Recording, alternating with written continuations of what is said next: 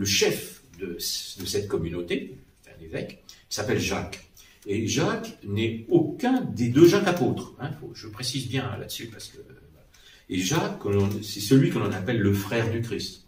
Et d'où aussi les romans pour dire que la Sainte Vierge aurait eu des enfants, etc. Non, le terme frère, c'est une question évidemment de fraternité, n'est-ce pas? Nous sommes frères, nous, parce que nous sommes à l'image de Dieu. C'est d'ailleurs parce que nous sommes à l'image de Dieu que nous sommes frères, sinon nous sommes des étrangers.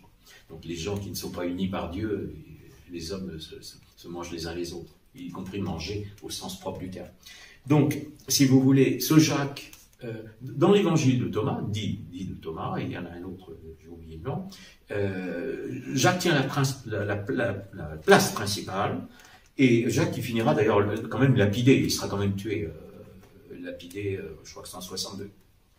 Mais c'est dans ces communautés judéo-chrétiennes qui vont revenir au judaïsme, et c'est après la chute, après la destruction du temple de Jérusalem, 70, donc il y avait une eschatologie, il y avait un millénarisme, on pensait que le règne du Christ allait arriver, puis le temple est détruit, les Juifs c'est la diaspora, etc.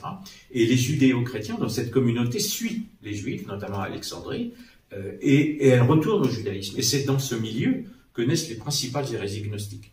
Mais aucune de ces hérésies ne peut se rattacher, aucun de ces textes du IIe siècle ne peut se rattacher à un apôtre. Donc ce sont des imposteurs.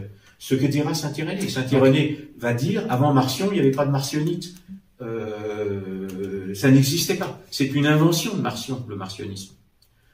Donc si vous voulez, voilà. Alors ce qui est très important, c'est que il est dans l'évangile de Thomas, sauf erreur de ma part, je parle de mémoire, mais il est fait référence au fameux Jacques, qui aurait reçu un enseignement secret du Christ. Alors que le Christ a dit qu'il avait tout révélé. Le Christ, voilà. Là aussi, alors, on peut parler de ça pendant, je ne vais pas parler des heures, mais bon. C'est très très clair, c'est surtout de mémoire, c'est dans Saint Matthieu. Quand on ne va pas donner les perles pour sots, on dit qu'il y a un ésotérisme chrétien, parce que le Christ dit on ne va pas donner les perles pour sots. Pourquoi? Ça veut dire que quand vous vous trouvez devant quelqu'un qui est prêt à vous piétiner, si vous lui parlez de la Trinité, si vous lui dites tout, il va se moquer de vous, il va vous piétiner. Mais après, le Christ voit ses apôtres, donc attention, ne donnez pas des perles au pourceau, et après il dit, allez crier ce que je vous dis sur les toits. C'est-à-dire, il ne dit pas, gardez cette doctrine secrète pour vous, il dit, ma doctrine, vous allez la crier sur les toits. Et ça veut dire, tout le monde va avoir accès à ma doctrine. Voilà. Donc il n'y a pas d'ésotérisme chrétien.